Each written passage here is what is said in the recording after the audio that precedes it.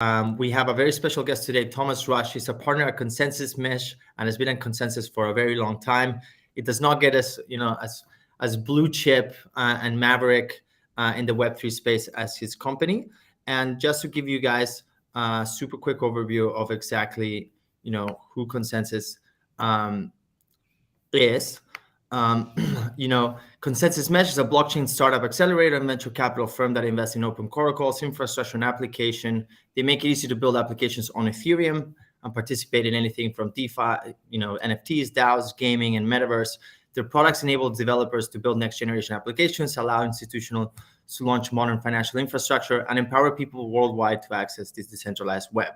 And I would credit them directly with basically the single biggest driver of adoption of Web3 because they're responsible for Ethereum and the expansion of the Ethereum ecosystem. But, enough hearing it from me. Thomas, why don't you tell us about ConsenSys Mesh and about yourself, of course. Great. Thank you, Ignacio. And thanks for having me. Hello, everyone. Thomas Rush. I'm a partner at ConsenSys Mesh, as Ignacio said. So we, just a little background that I think helps clarify for everyone, when I talk to people on a day-to-day basis. ConsenSys, as he mentioned, has been around for quite a while. Founded early in 2015, right after the launch of Ethereum. And we, in 2020, split into two companies for a number of reasons, mostly just kind of related to market, legal, clarity, et cetera. Because we were doing so many things, we wanted more clarity in the marketplace in terms of which part of the company was doing what and who was responsible for what, so that people could understand our brand. And so we split into two companies. We are now ConsenSys Software, which is the traditional ConsenSys brand, and they operate MetaMask and Infura and a lot of the kind of well-known products in the Web3 space. And then ConsenSys Mesh is the investment group. And so we split into two. I'm, of course, at ConsenSys Mesh. And we have a portfolio of 174 positions across equity and tokens. A lot of the really great teams out there, everything from Gnosis to Ceramic, which is 3Box Labs. Huge portfolio, of course, and working with really, really great founders. And so at ConsenSys Mesh, nowadays we focus on primarily three things. One is direct investments. The other is we have an accelerator called Tachyon, where we work with early stage teams and effectively, if people are familiar with Y Combinator, similar model, a cohort of teams moving through an accelerator to go out and fundraise at the end. And then lastly, we also have an R&D arm, which is incredibly a talented group of people working on really deep technical problems, things like state channels with the Filecoin team, or things like they contributed a lot to EIP 1559, if people are familiar with that, in terms of the burning mechanism that Ethereum now has. So they're working on really low-level protocol things, and we think that's incredibly important as we contribute to the ecosystem through their work, and then they can also work directly with portfolio companies in solving some of those deep technical challenges as well. So that's the company itself, and then I'll take 30 more seconds and just share about my role. So as a partner there, I've kind of three main responsibilities. One is working on new investments as well as portfolio management. So that's kind of standard process, right? Looking at companies out there in the space and deciding if they would be a good partner for us to invest in, and then of course managing the existing portfolio, working with founders, etc. I'm also over the top of our token portfolio. So as you can imagine, our token portfolio is in constant fluctuation. We want to be putting it to work. We want to be securing various networks, using it in various ways. So myself and a team work on the strategy behind that. Basically, making sure it's both secure, but also being leveraged as much as possible and in a safe way. And I'm really proud to say, frankly, that, we haven't had any exposure to the downturn in the sense of like exposure to FTX or some of the, the other teams that have not done so well recently, to put it lightly. And then the third role just being as a leader of the organization, helping with keeping the trains running on time, the strategic direction of the organization overall, and just general leadership responsibility. So have good purview into quite a bit of what we're doing, to say the least. And happy to be here. Thanks again. Well, I think the audience should fastly realize that we have an incredible guest with us today. We're very, very lucky to have him. And listen, I was going to go in another direction, but given that you've touched on it briefly, timing could not be more challenging for the entire industry. Events that have taken in the past few weeks. How do you think the industry should move on from this debacle? So, I mean, there's obviously the economic realities. There's, firms that are everywhere from Amazon to, just the Web2 companies even are obviously having a tough time and making some layoffs and things like that. So there's some of those economic realities, but I think zooming out from there, there's a ton of really great opportunity because having been through personally, at least through several of these downturns before, most notably the 2018 crypto winter when the kind of phrase was initially coined, excuse me. The big things that came out of there were, the noise got reduced a lot. There was far less speculation, in terms of just far less speculators. And so the ability for people to identify quality projects almost became easier because that's who was around in the space, right? You lost some of the traders, you lost a lot of the teams that were just trying to ride a wave for a quick cash out. And so that's really, really beneficial. And I think what came out of that, was basically like DeFi summer, right? So crypto winter happened. People had come off of the ICO craze of 2017, realizing that things needed to get much more concrete, and that if you wanted to build a business in Web3, you couldn't just launch an ICO and then run off with the cash. You needed to build a product with real value. And so based off of the downturn, as well as some of those realizations that the market overall was having, you had people building really great projects that then led to the next upturn, which was DeFi summer. And so I think, very similarly, we're going to see the same thing happen here, where there's a highly speculative market, huge peak, and obviously there's a whole lot of macro influences as well. But point being that coming off of the back of that, you're going to have people who realize, all right, I'm going to hunker down, build something of real value, and they're going to be perfectly poised for the next uptick. So to get more directly and answer your question, I think, staying focused, and if you have the ability to stay focused and build in the bear is kind of the common phrase. It's a common phrase and kind of a cliche because it's real, and I think it's great advice. No, very aligned with you. That's something that I can very relate to in terms of Bondex. We're trying to build a real use case for talent in the real world that works in the real economy with real cash flows, and build something that has real utility. And we're not going to tokenize and launch the token first. We're actually going to do that last, after we have a job portal that's actually enabling the exchange of talent. So I could totally relate to what you're saying, and I think we're going to flash out a lot of people that were not here for the right reasons, get real builders, and get some real use cases that will actually benefit the world. And so I think the silver lining is, as you said, less noise, less reduction, and flushing bad actors. And people need to be positive. I think it's been a tough few weeks, but I think we'll get over it and be exactly a new cycle that will be stronger and bigger than ever. And now being an incubator, an accelerator like you are, I'd love to hear a little bit about the process that you take at ConsenSys Mesh to evaluate and find quality projects. Yeah, so we're incredibly early stage investors. So this is pre-seed, seed stage. Sometimes it's just kind of idea stage in a deck, and so because of that, we're looking at all the same things that normal investors from Web2 look at, of course. But probably the biggest factor is the strength of the team, because we understand at that stage of any company, you are almost guaranteed to pivot in some way, right?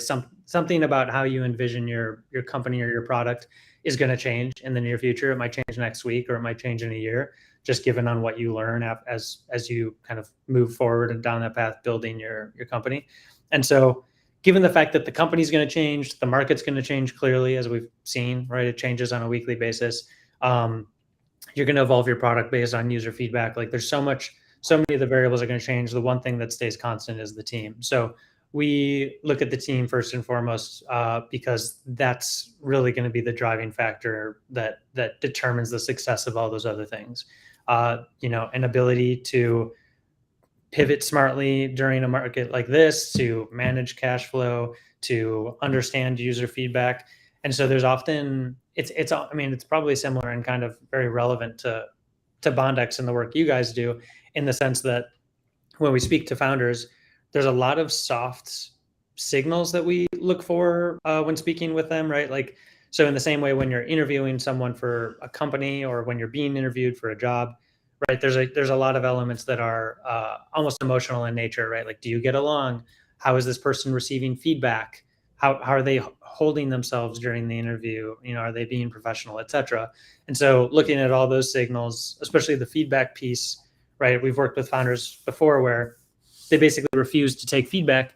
And so they might be brilliant and they might know the direction to take that product in, but at the same time, if they can't take feedback from you in a casual conversation, they might also not be able to take feedback from users, right? And so if you're building a product, you likely want to be able to be responsive to the feedback from users, so that you're meeting them halfway, and you're building a product that's going to be valuable to that market. And so anyway, so looking through that lens of, when you speak to them, you know, it's not only about you as an investor and how you're going to interact, but imagining how they will, you know, uphold themselves just on a day-to-day basis moving forward, and trying to get a sense for that as you get to know them better.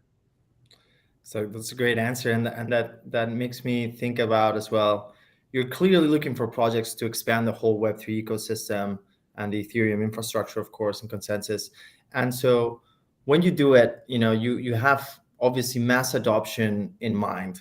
What do you think gets us at next billion users? What do you think are some of the drivers that are going to get us to where we need to be? So I think we started kind of cracking that open in the past year, in this, you know, through the NFT craze. And the reason I say that is, like, the way I view all of this, right, is like NFTs are just a form of technology. I mean, it's quite literally, it stands for non-fungible token. It's not a particular product. It's the underlying tech. It'd be similar to saying, oh, you know, the world just went crazy for HTTP. And it's like, did they really go crazy for the protocol, or were they going crazy for the things being built on top of it? And so I think similarly, people weren't going bonkers for the fact that a non-fungible token existed, because that's existed for 2017. There was a lot of excitement around the artwork, of course, around speculation, but around these like new forms of ownership and the kind of like value that tech unlocked. And so I think, to kind of loop it back around to your question, what at least moves us closer to mass adoption is very similar. It's not that tech itself, but we were showing a little bit of the light through that recent NFT craze, which is the world of entertainment, art, and media is a really good fit for a lot of what Web3 is working on, in the sense that, you know, we all attempt to own things online, right? You try to own your identity, try to own things you create and then publish to a design website or your portfolio, or just, there's so much work that's digital now, and that's a lot of how communication is happening, of course. So the ability to provide people with that ownership and that type of verification, you know, depending on what use case we're talking about, online is huge. And so, point being, I think the way that digital media and digital art and digital entertainment, which, you know, as we know, again, has been massive and amplified through COVID and everything from, you know, Netflix and Zoom to profile pictures. I think those things are the avenues where it makes a lot of sense, right? I mean, we had Twitter, even just the simple NFT as a profile picture on Twitter is like the start of it. And I think as more and more of these big Web2 platforms basically begin to integrate Web3, in the sense that they're going to provide they're just like letting the door crack open, right? So that's all it is right now, is a profile picture. But you can imagine, great, they release the next 3 features, and then so does Instagram, so does Facebook, so does you know, LinkedIn, whoever it is. That's millions and or billions of users across the board there. And then you also at the same time, and that's kind of the top-down approach, at the same time you have the bottom-up approach of the more crypto native protocols, the DEXs, the things like that are getting more adoption. And if you'll let me speak for 20 more seconds, I think the downturn recently. Don't feel rushed, Thomas. Don't feel rushed. You're Okay, cool. imparting knowledge, and it's fantastic. Thank you. I appreciate that. Yeah, and then I think the interesting thing, going back to your question about the recent market, is I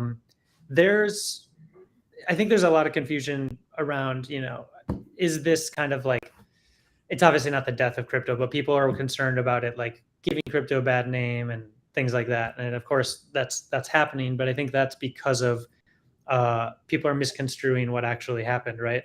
The firms that went under recently and or kind of caused some of the crash, whether it be, I mean, FTX is a great example. The reason those things happened is because they were centralized and because they were operating just like a normal traditional organization, right? Yes, they were using crypto assets in their day-to-day operations, and that was the market they were pursuing. But they like the FTX downturn happened because there was people at the helm making decisions that were not in the interest of users. Whereas if you have a user-owned network that is protocol driven and smart contract driven, it's an unhackable code.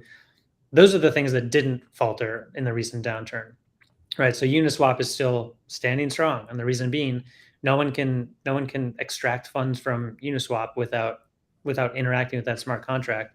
And so I think, point being that there's kind of some misconstruction, or people are not super clear on the difference between those things, and the fact that those true crypto native protocols and products are going to continue to gain steam as people see more and more the value in them. So I think that's kind of going to be the bottom up half of the equation, as compared to the quote unquote top down equation, where you have huge existing platforms, integrating various Web3 protocols as well. Thomas, I'm really agree with you into a lot of the things that you just said. Number one, centralized finance without any regulatory rails, because it was a new technology, was certainly a mistake. At the end of the day, is not dissimilar as what the big banks did in 2008. At the end of the day, similar thing, unregulated, centralized financial institutions. That's really what's come down to. So I'm completely in agreement with you. And then the other thing that I love that you've said is, NFT adoption and how that gets from the top down and bottom down. But at the end of the day, something that I feel is that, I always equate it to, from when I got my iPhone to when my grandmother sent me a WhatsApp voice note, it took about 15 years, right? And that's really total mass adoption, right? And why is that? Because at the end of the day, she's not caring that she's doing encrypted instant messaging. She doesn't care what the technology is. She just wants to use the features and the magic and the value that those features provide to her. And at the end of the day, mass adoption will come from seamless use of blockchain and Web3 technologies to make services and products better than they are today. And, no one really wants to, if we become so obsessed in Web3 with acronyms, NFT, metaverse, blockchain, DLT, this and that and the other, at the end of the day, most people, most users, whether they're corporate clients or whether they're, they're individual users, not everyone's going to care how the sausage is made. The technical early adopters will, but for the mass adoption, you actually don't. So it's about integrating that Web3 technology in more and more seamless way. So I completely agree with you on that. And now I would like to turn the conversation to the talent part of the chat. We're a Web3 talent network and marketplace. So our big mission is actually expanding the ecosystem of Web3. Instead of through speculation that has been the main driver, we want to do it by putting exciting careers in front of people. And to that end, I'd like to know from you, you're hiring throughout, I'm sure you've been exposed to hiring at, you've been at ConsenSys, what are some of the things that you do to fulfill your hiring needs? How do you seek out good quality talent? Yeah, so we do a number of things, and full disclosure, we have the benefit of having been around quite a while. We're kind of a center of gravity in the space, so we definitely have an inflow of talent that's just inbound, which is massively helpful, of course. And I understand that not everyone has that. But at the same time, we still have to put in the work to go find the best talent because, excuse me, particularly during the bull markets in the past year, basically, it's a highly competitive market, right? If you're a talented person working in the crypto space, you have your pick of the litter because everyone's growing, everyone's hiring, and so we're competing against all those other projects as well. So point being, I mean, we have a full-time recruiter on staff, but at the same time, I think the more nuanced ways that we kind of obtain talent and or just connect with them, period, is really through really organic channels. So we love, we go to the hackathons that happen all around the world, right? The ETH Global hackathons, things like that. We go to the events. We go to, the small event, the side event after ETH Denver or whatever the case may be. There's meetups in New York City. So it's very old school in that sense of just, going and hitting the pavement and then meeting people and understanding what it is that's out there and making sure that they're aware that you're hiring. And then, of course, the other usual channels, using tools like LinkedIn Recruiting or Bondex, and being able to like source folks online.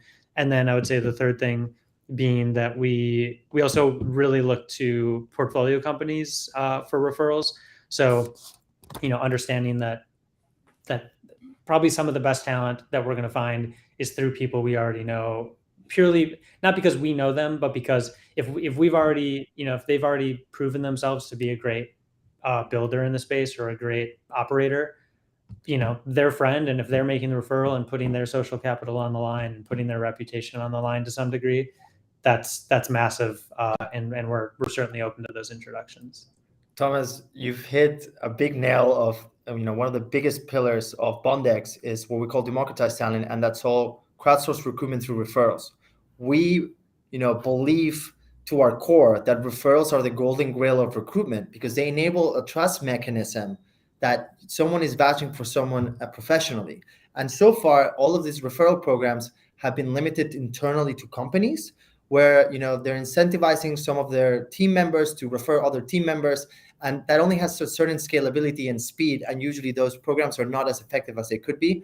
We got this idea with my co-founder when we were in traditional finance and investment banking and private equity.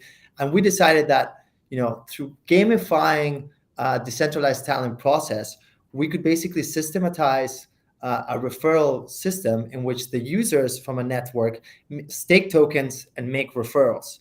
And that's what Bondex is all about. And what we're really excited about is really a referral protocol. So I love that you believe in referrals and building team that way. So do I. I think you get better fit quality talent. You get it cheaper and faster than you do through traditional channels. So It's time for a platform to not just be based on a middleman kind of basis, data monopolies, or which are the traditional talent platforms. Sorry, I'm going on a rant here, but a talent marketplace is a supply constrained marketplace. And all the talent platforms, Web2 talent platforms out there, they've only focused on the demand side, the employers, the people that are paying for the features.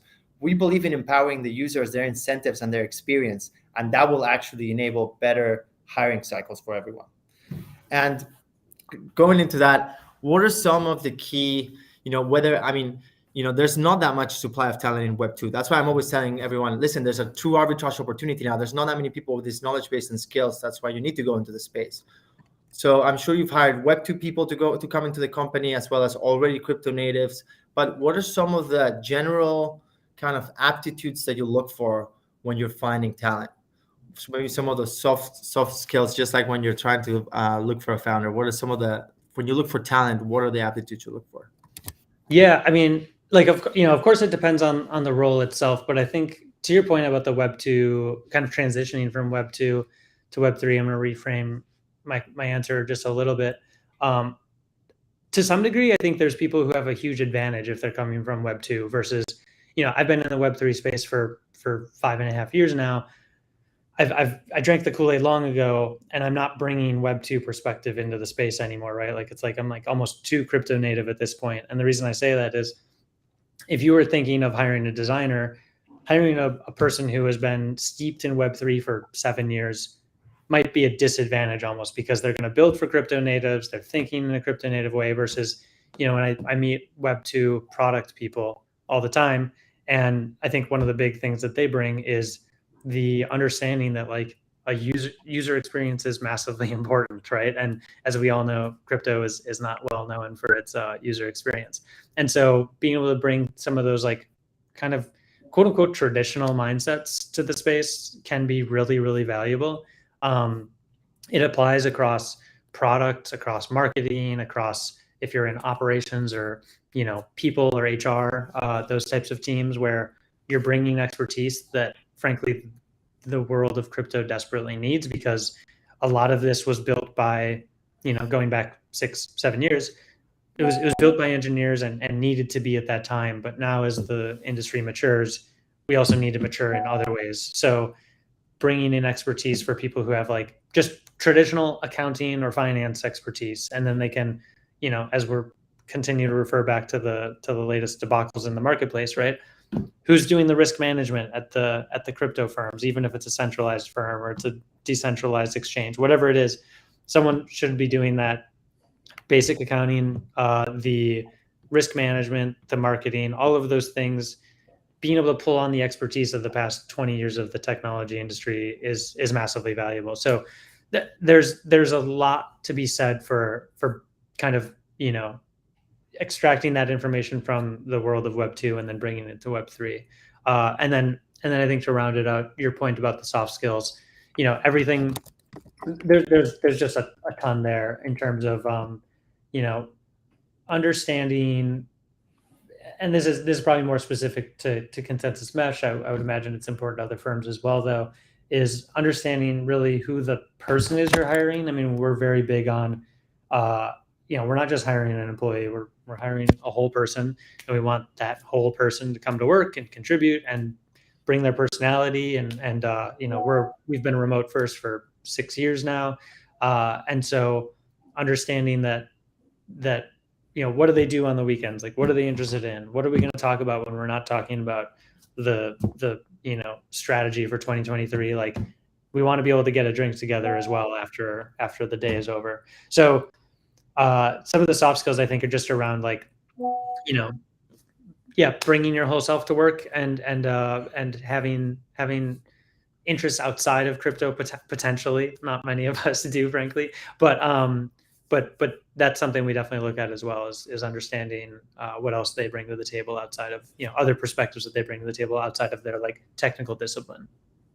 Well, to everyone who views this video, not just now but after, if that doesn't get you excited about working at this company, I don't know what would. I love that human touch that you guys bring. Not everyone thinks about it this way, and I think that's one of the beauties of Web3, that we've kind of gotten to remake professional life and work-life balance and distributed and flexible workflows models, and that's incredibly valuable. And that's how we try to hire at Bondex, is someone that you'd like to go to ski. We say someone that you would go skiing with, basically saying someone that you would go on a trip with and have fun with. And I think that's what makes for special companies. And that's it. We've actually gone way over time. This is one of the most interesting live streams we've ever had. Thomas, I got to thank you. And before we leave, I want to give you the chance.